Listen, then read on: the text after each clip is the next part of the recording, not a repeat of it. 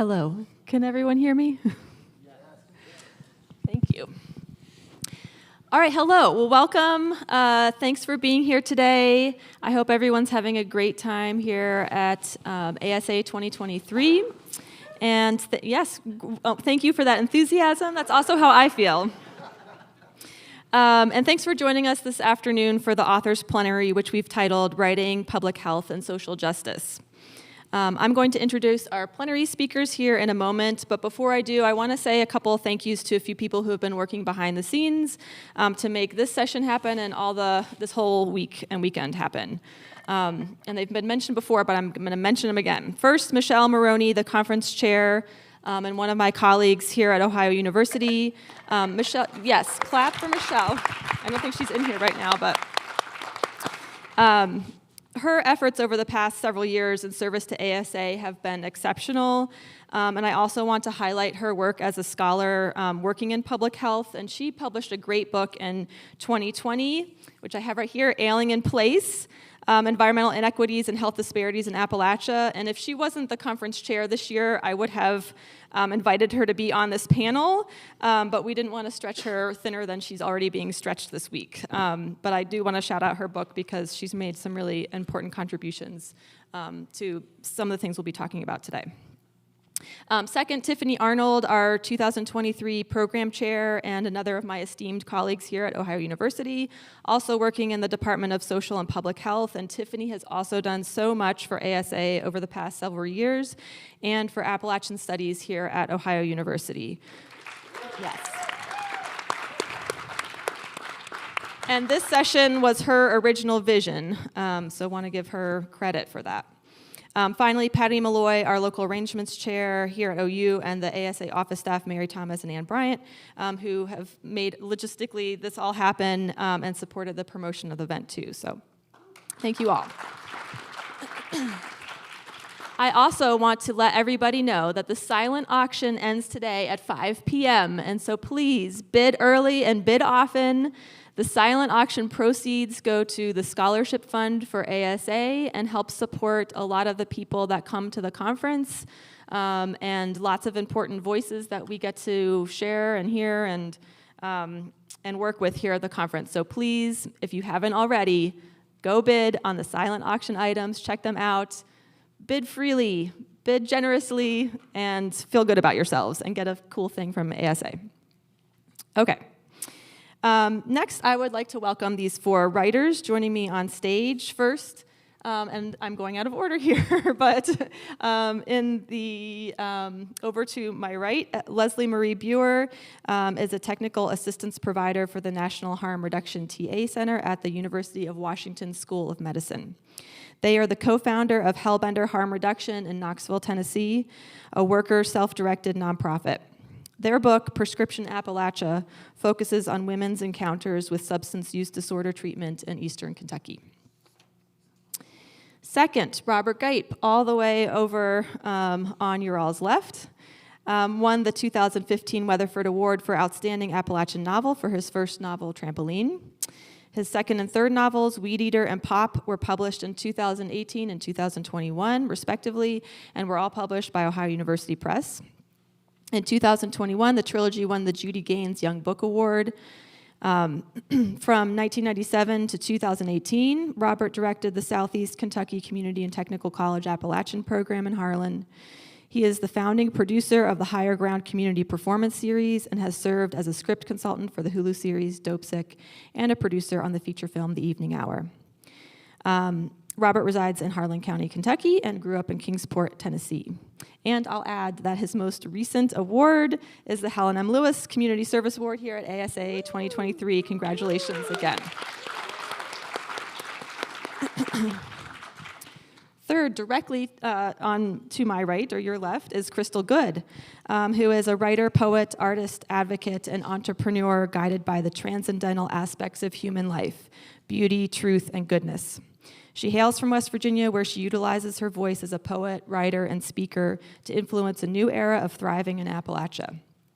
Most recently, she is publisher and founder of Black by God, the West Virginian, a community-led news organization based in West Virginia that aims to provide a more nuanced portrayal of the Black experience in the Appalachian region. Black by God is committed to celebrating, preserving, and connecting Black West Virginia while improving the quality of life for mountaineers facing information inequality. And Crystal is another of our ASA 2023 award winners for Black by God, which won the eAppalachia Award this year for Outstanding Media Source. So congratulations, Crystal. And I have to give a special shout out to Black by God, and it has a very easy to remember web address, which is blackbygod.org. All the authors' publications, not all their publications, but the books and novels that I'm mentioning will be for sale out here. As you came in, you maybe saw them. Our local bookstore, Little Professor, has them for sale out front. And I encourage you greatly to go to Crystal's, the Black by God website and support Crystal's work there. Last but not least, in the center here, we have Carter Sickles, who is the author of the novel The Prettiest Star and winner, which won the 2021 Southern Book Prize and the 2020 Weatherford Award. The Prettiest Star was also selected as a Kirkus Best Book of 2020 and a Best LGBT Book of 2020 by O Magazine. His debut novel, The Evening Hour, was adapted into a feature film that premiered at the 2020 Sundance Film Festival. His essays and fiction have appeared in a variety of publications, including The Atlantic, Oxford American, Poets and Writers, BuzzFeed, Joyland, Guernica, Catapult, and Electric Literature. Carter is the recipient of the 2013 Lamba Literary Emerging Writer Award, and I will proudly add, he is an alum of Ohio University. So welcome back, Carter, and welcome to you all. I'm going to hopefully stop talking a lot right now, but I will start off our conversation with a question, and I have a few questions to guide our conversation this afternoon, but we'll hopefully be hearing from mostly you all for the rest of this event today. So you all have contributed important writing about the region, and you're also all engaged in social justice issues. And I'd like to hear from you and hear your ideas about how you think that those two places of work that you're engaged in are overlapping, or sometimes it's clear how they overlap, but how do you see your writing and engagement in social justice being integrated together? And anyone can start, or we can go down the line, however you like.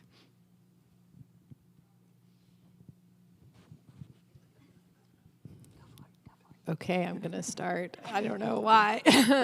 So I think for me, when you're working in social justice work, for us, we're working sort of against the war on drugs and in harm reduction.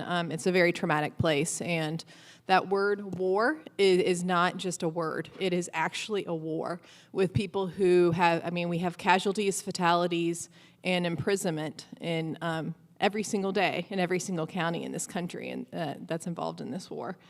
And so, especially the pandemic was really hard on the community. A lot of people died, and so I think for me and for other people who do this work, writing is actually it's a form of healing. It's a form of healing ourselves, and a form of, if we can share it with other people, of healing each other in this community. So I think that's a big part of it, and I think also I am not a great speaker, even though I'm speaking right now, and I think writing allows me to slow down, to think, and to strategize, because we have to have strong strategies as we're moving forward. And I think it helps us analyze how power intersects and how all these different things are connected. So how is the war on drugs connected to reproductive justice, connected to disability rights, connected to the war on LGBTQ plus people that we are seeing this week in Kentucky and Tennessee and West Virginia. So, and I think one thing that connects all of that is our right to bodily autonomy, and I think that's something that we can focus on, and I think writing has really helped me understand that.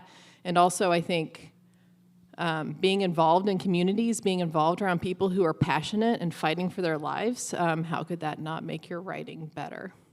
So, yeah.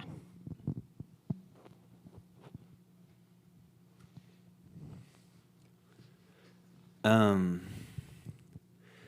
mean, I think that another part of this, in addition to a lot of what Leslie Marie said, is stuff that I would be comfortable saying too. I think another part of it is because so much of what happens in the world gets duked out in settings like social media and on network television, where there has to be sides, there has to be adversaries for it to be dramatic and violent, so that people will watch it, is what people think. That I think fiction, especially, and I'm certainly don't mind getting in that, because I think that in many ways that's where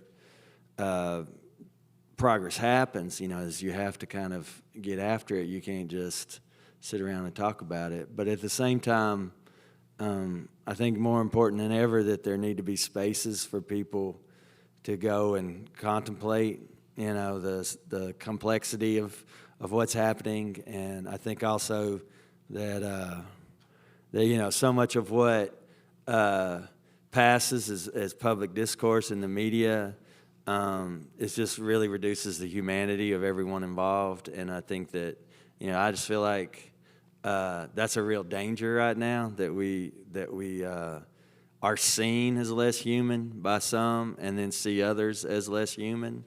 And so I think that, fiction is really good for recomplexifying things. And so I think that's how, that's why I waste all this time on fiction, or, spend all this time on fiction. Okay. Can you all hear me? All right. Thanks for coming. Yeah, I mean, I think that I agree. Like, the fiction, for me, like, literature can kind of cut through a lot of that noise and all the information that is this barrage of information all the time, and misinformation, and it's quieter, and it can be difficult to kind of cut through that. But when it does, I think it can be more substantial, and have more kind of a lasting, I hope, robust kind of effect.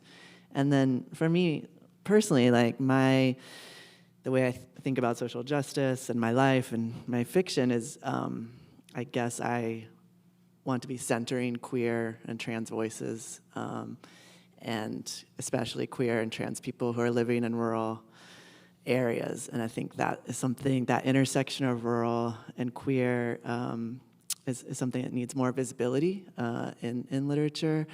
And with my novel, The Prettiest Star, I mean, that takes place in the 80s. It's looking at the AIDS epidemic, but through the lens of rural America, and thinking about the failure of the government, church, families, media, in helping people who were HIV positive and who had AIDS, and trying to silence them. And I think we're seeing that. It's different, but we're seeing that right now, with the same kind of failure and the same attempt to make trans people, to eradicate, I think, trans people and make them invisible. So that's what I'm trying to do in my work. Well, I'll just say, personally, the Crystal, the writer, is excited to write more fiction, to even try, because sometimes I just think I'm so in my head, just trying to get smart on an issue, write about an issue, and all of these things, when there's another tool, right? I can use another tool. I can use fiction. I can use imagination. I can use poetry, and still be doing the work. And then in my publisher self with Black by God, I just remind myself that just existing is combating mis and disinformation, right? So combating mis and disinformation by existing as a publication just by name, Black by God, the West Virginian, right? Injects into the conversation that there is something more in this region, that there is something that, and that's enough, right? So sometimes I think that just I'm here to learn with you all also, and as I'm listening to the panel, it's like, I spend a lot of time trying to get smart on things, and then I never feel smart enough, and I can't articulate them, and I can't do blah, blah, blah. That's the wrong metric. I'll drive myself nutballs trying to,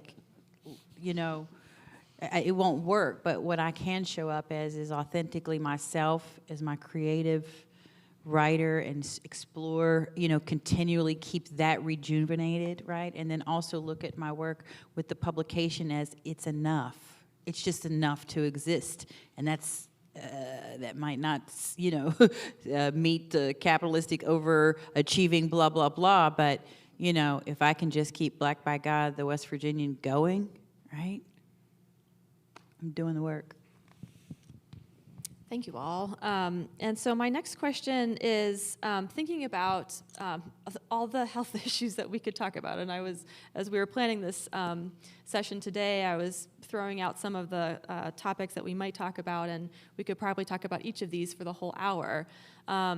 But if in your minds, thinking about some of the most pressing issues regarding health in the region today, what comes to mind, or what are you most interested in right now, or what are you, trying to learn more about, or thinking about and concerned about right now? Well, I'll jump in because I have a request of all of you all. The next issue, which will be a print issue of Black by God, will be delivered for Juneteenth. It's a Juneteenth Pride issue, and it will be our third print for Juneteenth, which is our most substantive issue that I distribute with a lot of help from a lot of people across the state. So that's meeting people at GoMarts, giving them a couple stacks of papers, and then they take them in, and then we set up at the Juneteenth festivals across West Virginia. But this is going to be a specific health-focused issue, right? So I am inviting all of you all to please help, right? There's many ways. There's content that needs curated. There's editing that needs to happen. There's all kinds of ways to get in, and please know that this is, I'm solo operation, right? So, this health issue is really, really important because I want to start to open up a conversation around what does sobriety and recovery mean to Black communities across West Virginia, because I know that the burden of what doesn't exist is always sort of top of mind for me, and I can't find a story on how the opioid crisis impacted the Black community in Central Appalachia. Somebody Google it. You're not going to find it, right? And so that's a story that I'm very interested in working with people to help to shape and tell. And then I am every day just distraught at the Black maternal and infant mortality rates because every minute and month and week, right, mothers and children are dying. Right, and this is a very morbid thing, but it's like I think Professor Chillog said, how do we start to have conversations so that people aren't dying, right? So I'm working on this health issue. Would love to have folks contribute and support that. But the two things also that I'm working on that I would love for you all to also share, whether information, because that to me is the name of the game, right? It is like sharing information with each other and creating that information highway. Thank you.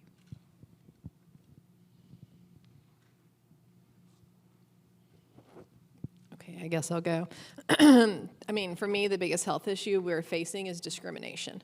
And that's coming through in so many different ways with different issues and also different levels of structure. So you have certainly individual discrimination coming in so much, and dozens and dozens of time people come in to the syringe service where I now volunteer, used to work, and are very sick, and they refuse to go seek any medical care, and they're saying, I would rather die than go seek medical care, or someone will have to take me once I lose consciousness.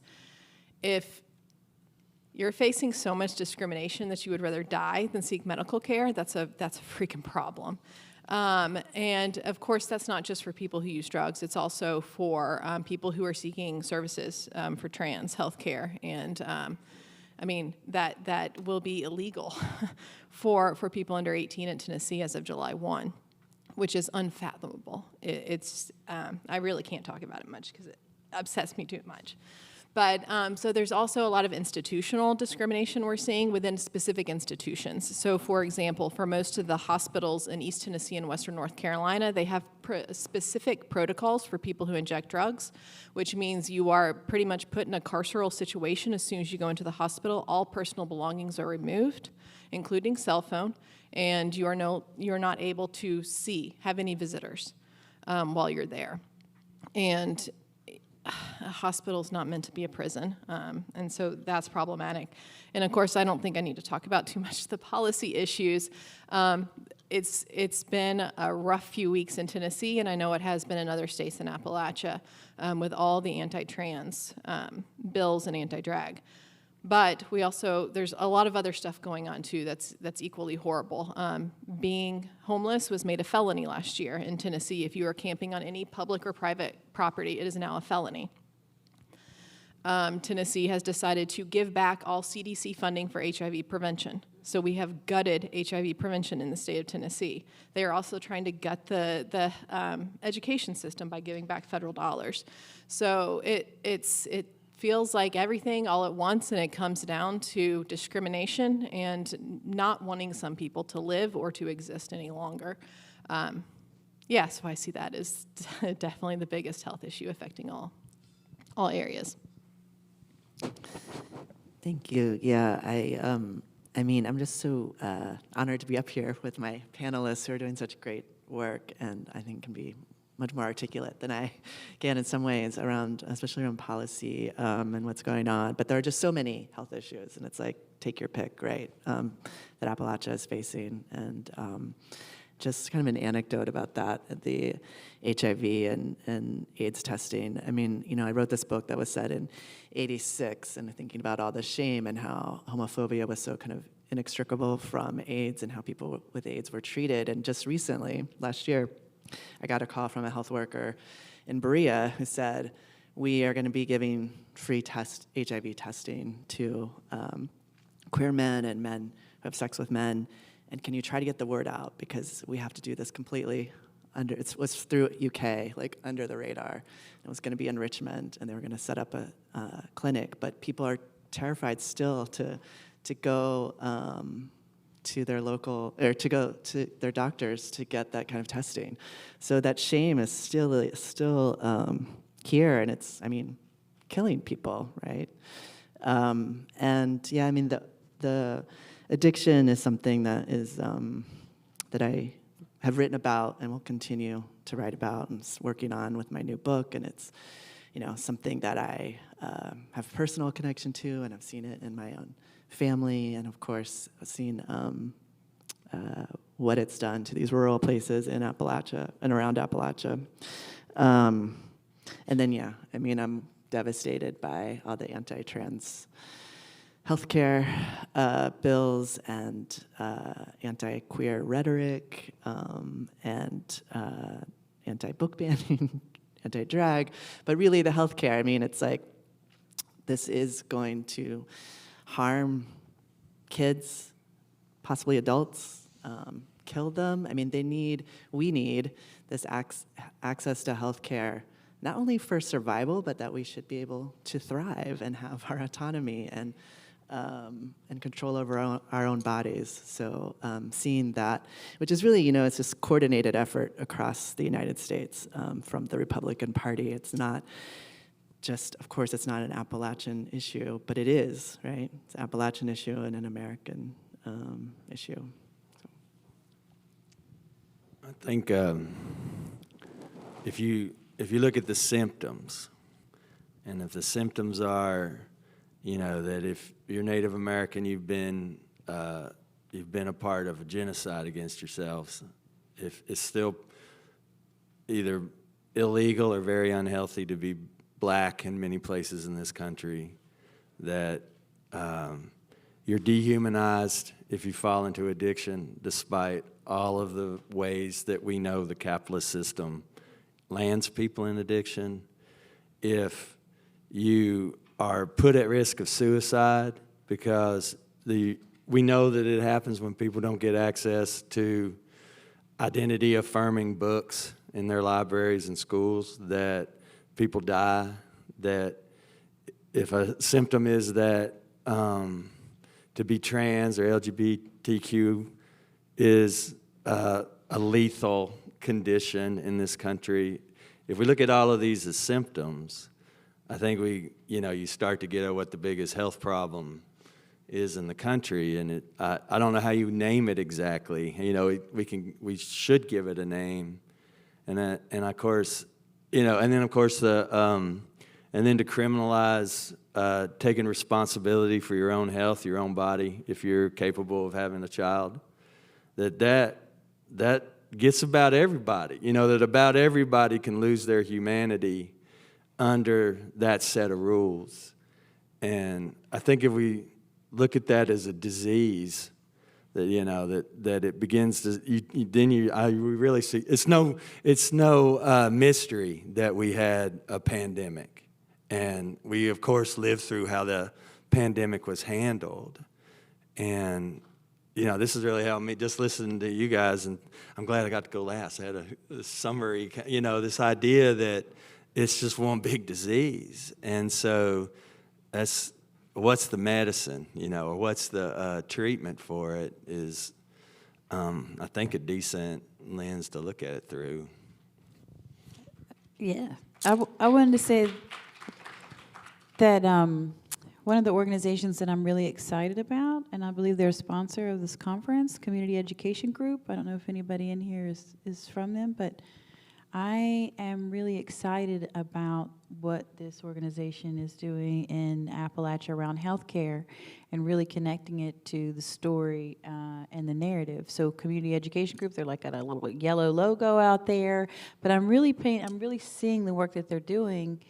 And it's encouraging because it's blending in culture. And I say that because I think that the remedy, or at least part of it is the story that we can share of Appalachian identity to a whole generation or generations, right, that have been lost to, not lost, but have struggled in our foster care system or grandparents raising them. And right, we're in this transition of like, well, if I'm not a coal miner, who am I, right? And so there's a lot of loss happening, but I think that it's the story and the identity. I know that that's been a part of my own personal healing, right, is that I have this Appalachian identity, right? I have community, and I have this thing that's very special and unique.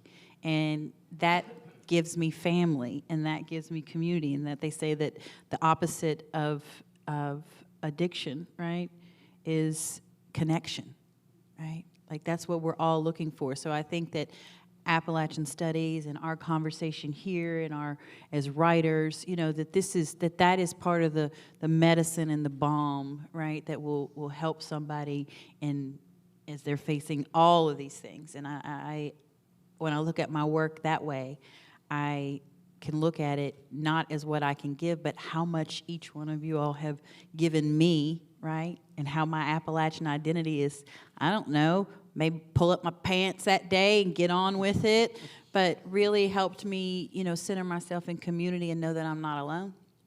And I think that's one of the most important and necessary things of this work is how does it translate to, how does identity help in the healing? And it does for me, and I think it does for all y'all too. Yeah, so something that's, thank you for all those insights. Something that's really striking me from the conversation, I'm a sociologist, so I'm bringing it back to this, I apologize. But Carter, you mentioned, in writing The Prettiest Star, thinking about all the social institutions that failed, the main character, for example, and thinking about how the church failed, the family failed, the healthcare system failed, the news media failed, and I think we can see examples of that. Or, as Crystal pointed out, just trying to access information about the Black community and substance use disorders, right? Or many topics that we could think about related to health. So how these institutions are failing, and to some of Leslie Marie's points about how institutions like our government or systems of laws are outright, aggressively attacking certain groups in our society. And so and going back to what Crystal was just saying, I'm wondering how you all think about your writing, or maybe writing in general, as an intervention into that failure, institutional failure, or the ways in which, that there are these systems in place that are creating an oppressive condition for people, and how writing both nonfiction and fiction, how do you see that as an intervention in this phenomenon? So during the pandemic, like at the very sort of beginning, as we were all trying to figure out how to live on Zoom, I worked with Union Avenue Books in Knoxville, and we kind of came up with this little series called Appalachian Storytelling is Harm Reduction, because I think it really can be. And it's not a coincidence that we had both Carter and Robert on the series, because I think their novels really do this well. And I think writing that does this well, it's really weaving in these structural issues, right? And telling stories that's not, they're not like, there's no cowboys in these stories that are just coming to save everybody. There's no demons. It's just so much more complicated, and I think that's what's really successful in weaving in sort of environmental destruction into this, and the failures of our government to respond to things like the HIV epidemic and things like this. So I think when it's done well, it's sort of revealing all of those structural forces and how they weave themselves into individual lives, and then telling those stories. And I think that's a wonderful way to really combat what I see as the biggest health problem, which is discrimination and people being unable. They feel what's happening in their lives, but I think sometimes folks, including myself, have a hard time articulating, like, what are these forces that I feel like laying on my chest? And I think seeing stories where you can identify those forces, it's sort of empowering, I think, to a lot of folks, to sort of understand that larger picture.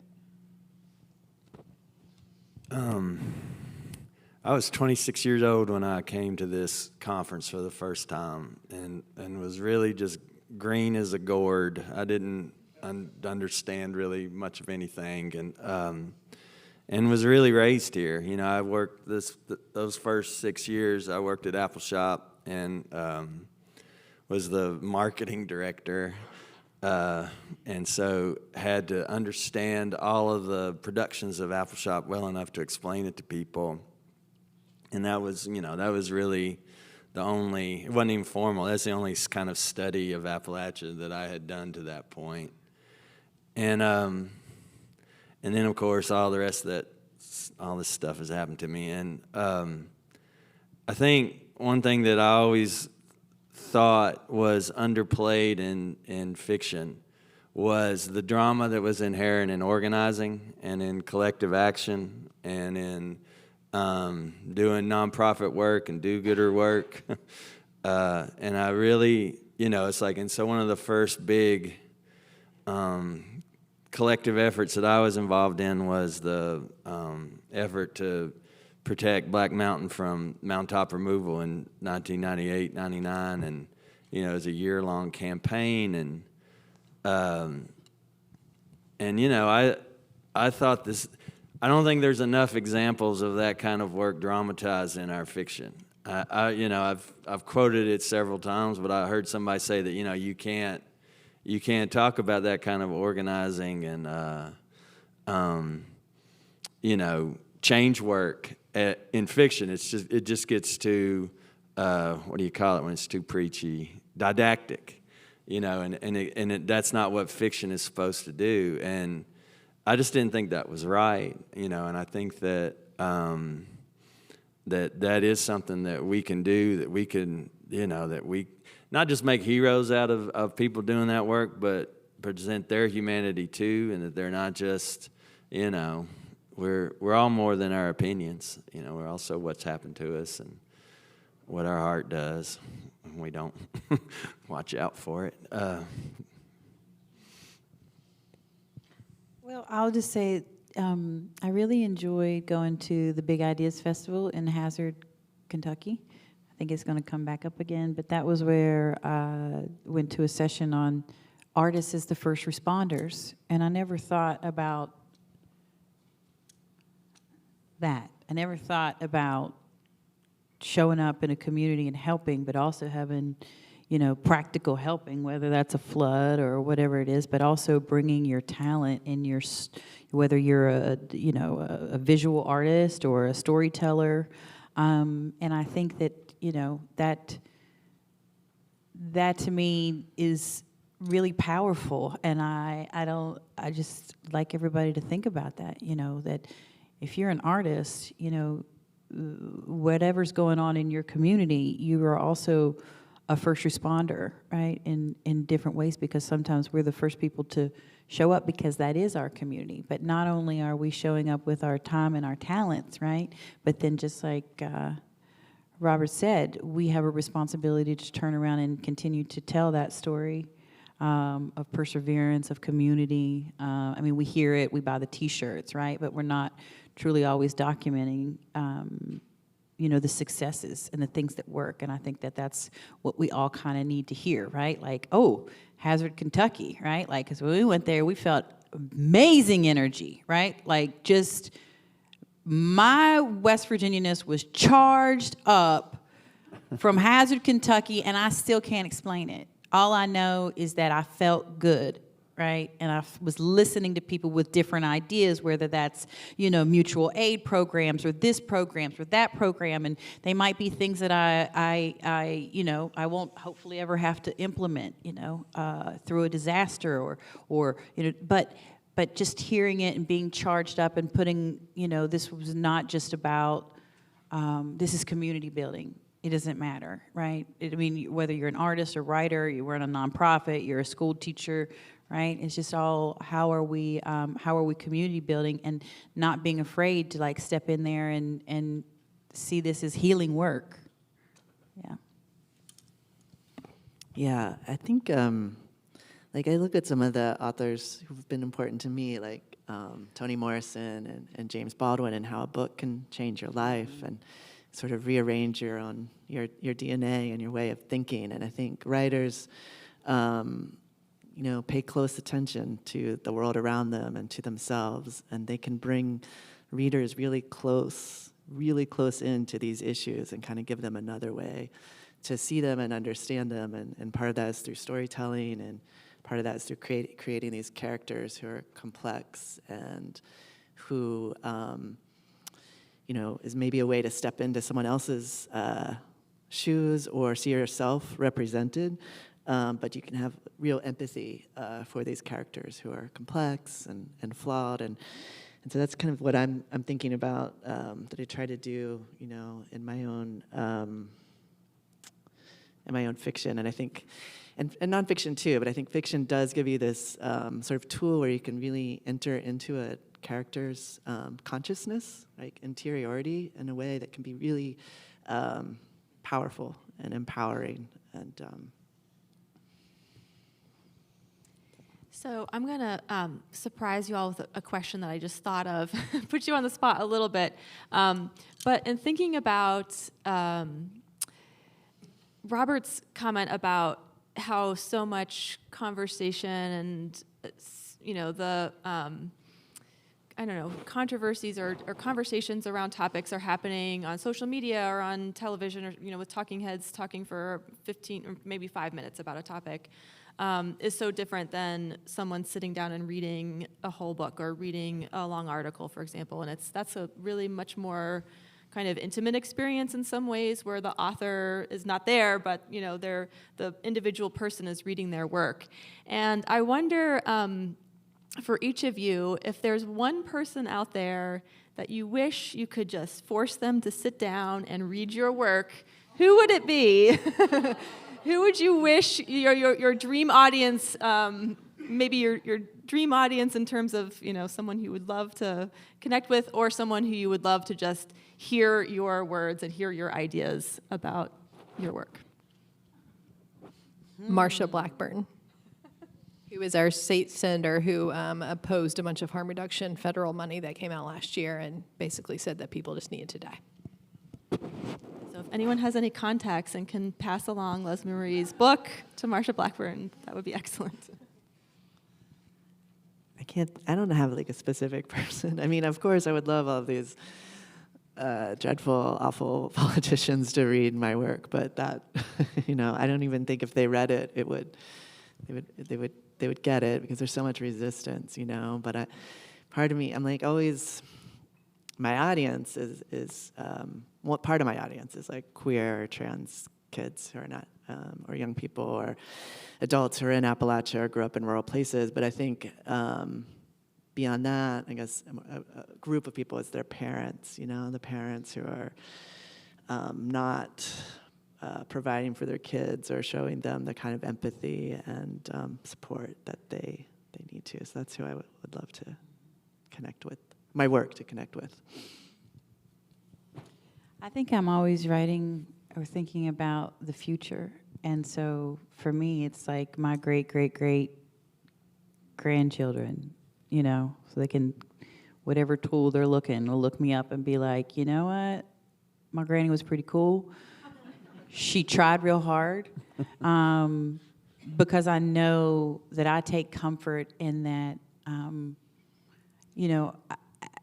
just creating the record, right? So that maybe somebody in the future will discover a poem or story or a newspaper and find themselves or find a clue, because that's what I do when I get into the archives of the Black press in Appalachia, or I find a poem from somebody, decades and generations before me that speaks, and I realize that the work is sometimes just documenting and telling a story.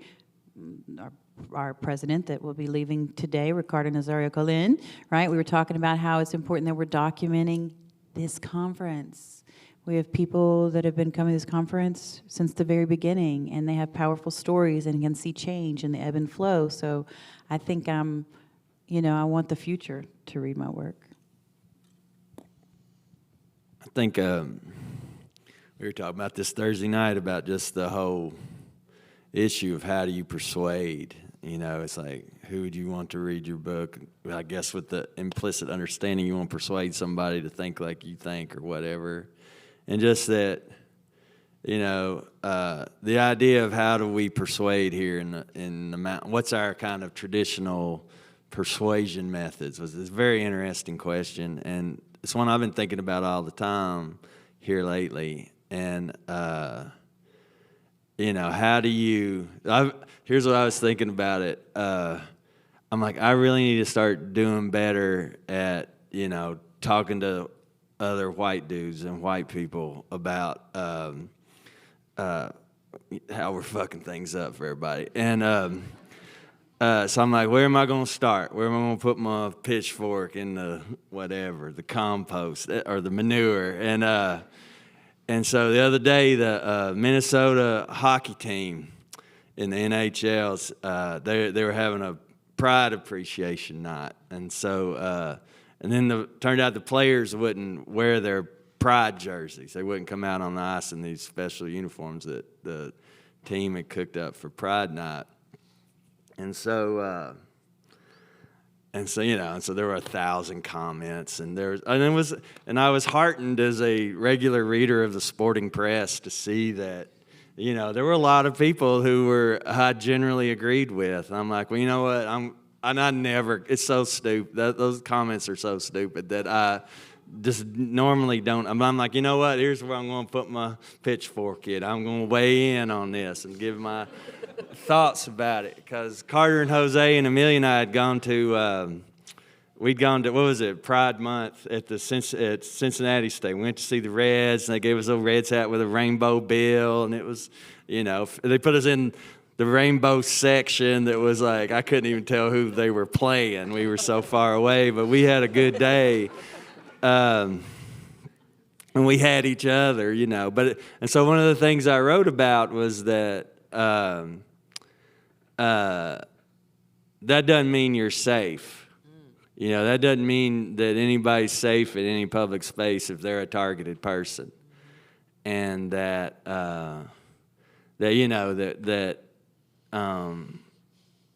where the team ought to. One wonders where the team is putting their efforts on that. It's one thing for the team to validate your existence, but then it's about the environment where you feel safe and how do we create that.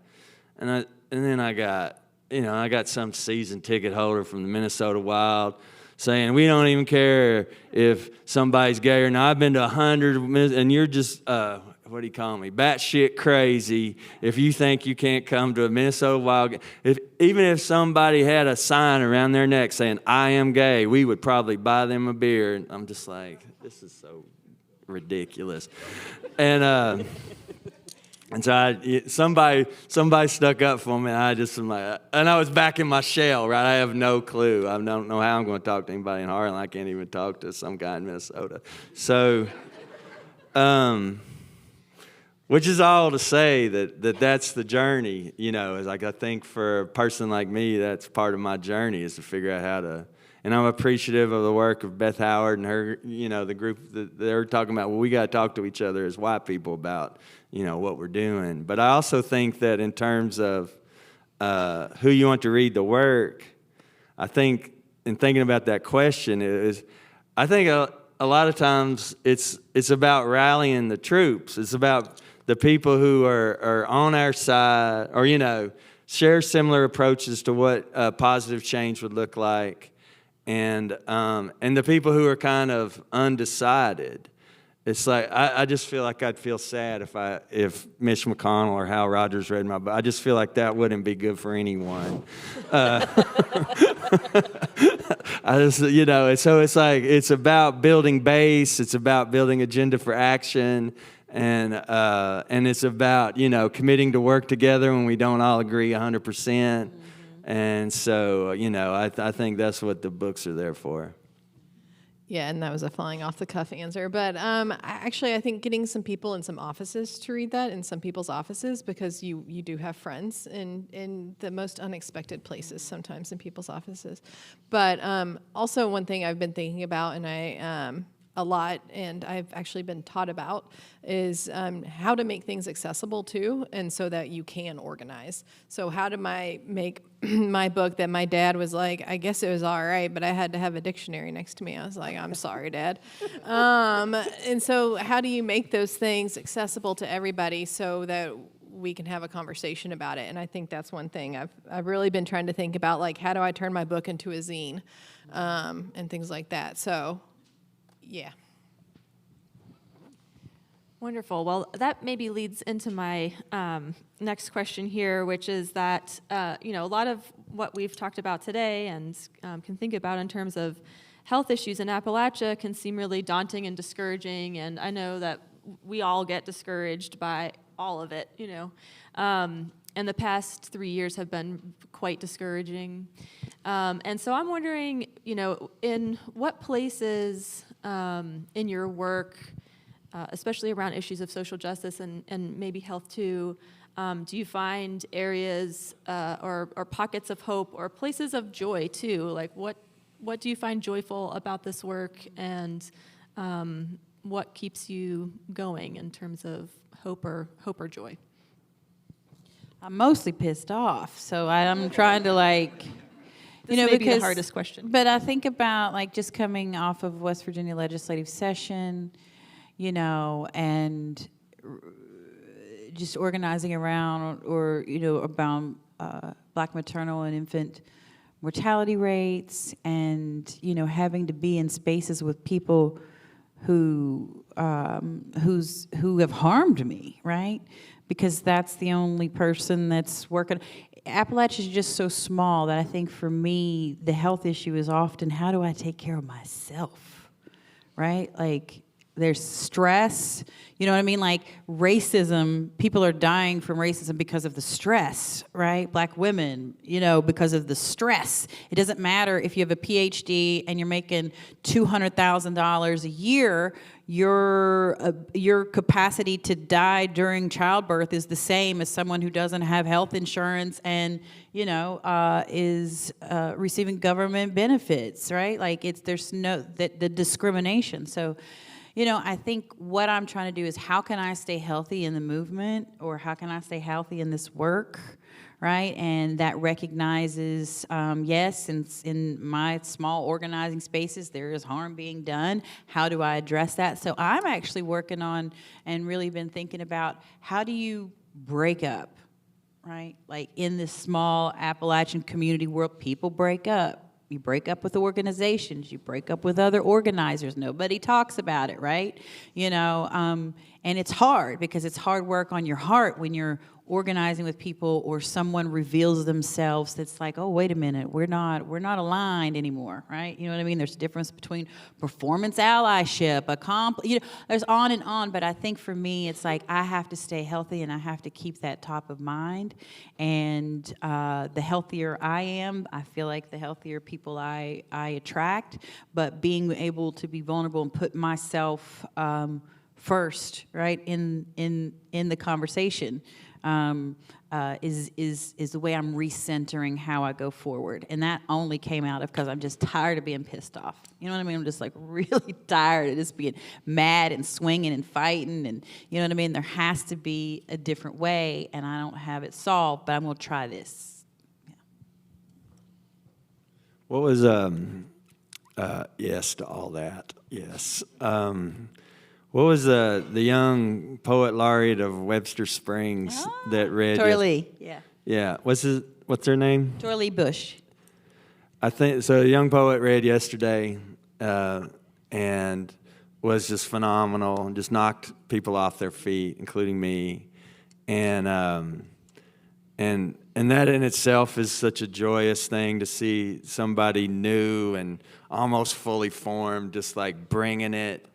And but then I think the thing that really gave me joy is just that, Ann Pancake was there, Frank X. Walker was there, Crystal Good was there, Carter Sickles was there, and we all just went to them and were like, where have you sent it? Who are you talking to? Just like the how anxious and happy people were to help the next person. And also just, of course, the great heat and light came off the young person themselves, but then also to see the community not just flock to protect, but to embrace and to lift up somebody else. I don't know that it's exclusively Appalachian, but it's something I certainly have experienced over and over here, and I think it's one of our great virtues. Yeah, I think, just being here and then these kind of community spaces, bringing people together gives me hope. So many writers, all my fellow panelists and so many people in the audience, give me hope all the time. And when things feel dark, just shout out Stacey Jane Grover, whose book will be a collection of essays about trans experience in Southern Ohio. Is out with University of Kentucky Press, so please check that out. And that'll be out in June. Tar Hollow Trans. But yeah, so many other writers inspire me. And then I think too, like finding joy, outside of the work. So, for example, last night, I was with Robert Geip and our partners, and we went to Casa Nueva, which worker-owned, and where I used to go when I was going to college here in the 90s, and we had a late dinner, and then we heard there was going to be a dance party, an 80s dance party, and it seemed like it wasn't going to happen, or maybe there'd be like 5 people there. The DJ spent a lot of time kind of taking this ladder out and adjusting the lighting for probably about 45 minutes. And there were like maybe 5 people around. But then at some point we looked up and the 80s music started, the dance floor was packed, and there were so many trans people, queer people. It was just like this explosion of joy. And I think just seeing that and being around it and experiencing it and dancing really gave me a lot of like, joy that I needed, and thinking about how joy is a form, an act, a tool of resistance, right? And that kind of, I just, to embrace that. And that, what I was talking to Amelia about that, but it looks so different, what was sort of happening there in that space than what's happening, all this bullshit in state legislature and Capitol buildings, and, what's being done and how people are experiencing their lives on the ground. I think just kind of reminding ourselves of that. And I just would chime in, having been there too, that there was a lot of young people, and then there was a lot of people who were there dancing who remembered when those songs came out. Yeah. And so that Including was cool. the DJ. Yeah. And I would just add that I had to completely rethink my whole attitude towards Ohio because of it. So that was good for me. I needed to work on that. So thank you for bringing that up, Carter. I think also, like, as bad as the last few weeks in Tennessee have been, after this, I'm going straight to a convening of all the harm reduction programs in Tennessee. And that would not have happened 2 years ago, because 2 years ago there was 2 programs. And now there's like a whole room of people that we get to like commiserate with and talk with and organize with. And that's amazing. And that's changed really quickly. And one thing I'm super excited about that it fills me with a lot of hope is in Knoxville too. I don't know what's wrong with us, but we all get along and we really like each other, of like the different mutual aid like group type things, and we just really get along. So we bought a building, which is very exciting for us, and like a few organizations are going to live there, and we don't have to rely on landlords anymore who love to kick us out, and just having space like that feels pretty amazing to me. And it's very intergenerational work. So we have kids who are at meetings, like kids, and then all the way up to people who were doing organizing work since the 60s. And so having that space, I think, is really, really amazing. And yeah, finding that joy outside of the work too. Although I'm not sure I'm ever out of the work, because all my friends are in the work too. So like I don't even know what that quite is. But like a lot of us have kids together, and all our kids are the same age, and then we get to teach them about stuff, and we're like getting people to come, since our state refuses to teach sex ed. We've been talking about getting someone to come teach our children all sex ed, and I'm gonna do we don't do any drug education really either, so I'm just gonna do that, and like having a community of people where like if our kids aren't gonna learn, then we'll teach them, and that's just all of that just feels hopeful and nice and wonderful to me. Thank you for all those ideas and sharing all those experiences, and especially 80s night at Casa. So my last question is just, and you all have talked about this a little bit. Leslie Marie, we know what you're doing directly next, but in your work and in your writing, maybe particularly, what's next for you all? What are you working on? What are you interested in now? I'm working on a novel. It's going very slowly, but I am working on one, and I won't say too much about it. But it's featured on a trans character, a trans man who comes back to take care of his elderly and kind of demented father. And so I'm going to be exploring, of course, trans identity and experience, and what it looks like for a queer, kind of biracial couple to put down roots in red America, and in Appalachia, and looking at addiction and kinship care, I think, will be another kind of theme or thread in the novel.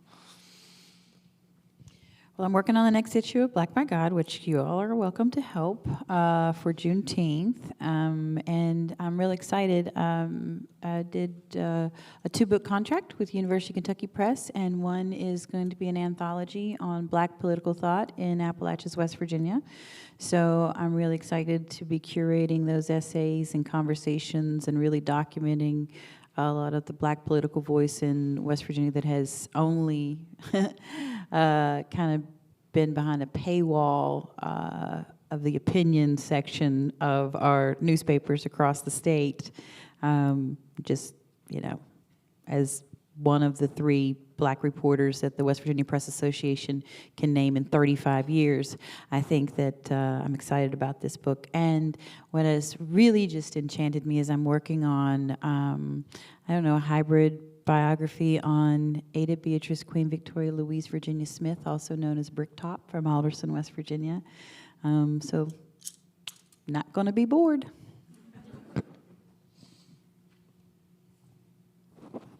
Looking at me like I gotta go. Okay.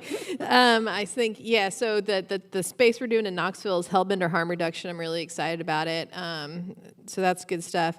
I also work at University of Washington now, which for me is really nice because I get to talk to programs across the entire country. And, talking to a program in Wyoming and understanding how what they're facing is very similar to what we're facing here, and being able to build those connections is so awesome. So it's talking to people who are similar, but also people who are a lot further along. So being able to talk to people in New York and understand what they're going through. And of course, sometimes here we see New York and California and Seattle as like these harm reduction utopias, and they are definitely not. So understanding how they have been successful for 40 years of doing this stuff. Like it's so nice to learn about that too.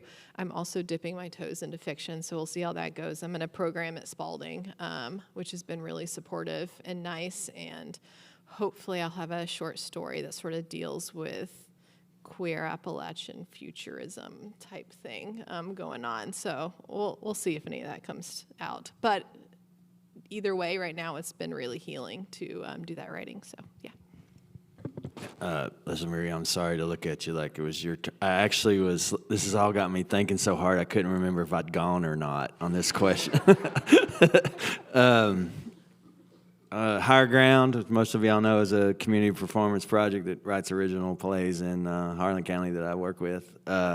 We got involved in this thing called One Nation, One Project, which is 18 communities around the United States, some rural, some urban, some on tribal land, are all working with a community health clinic that serves an underserved population. And we're looking at the question of how can arts contribute tangibly to health and wellness in their community. And so we've been having a lot of meetings about that and trying to figure out both a kind of monthly program of arts events, and then also work towards some grand performance or festival or whatever.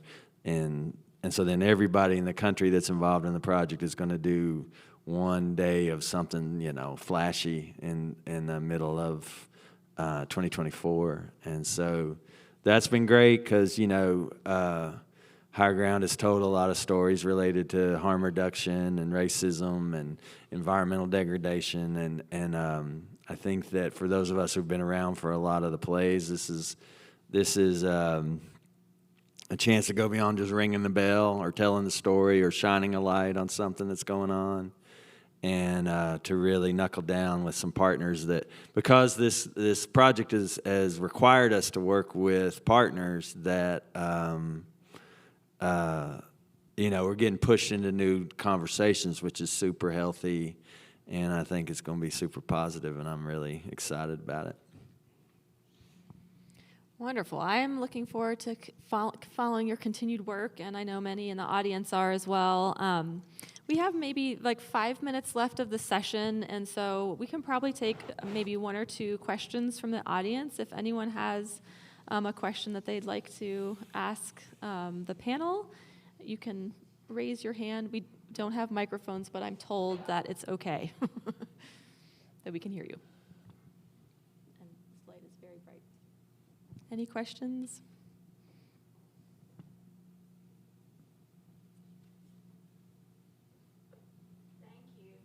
Thank you. Thank you. Okay.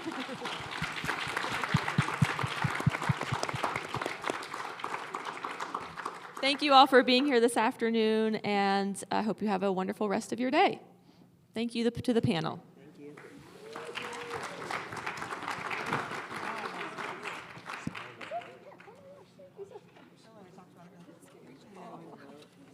Thank you, Crystal. What?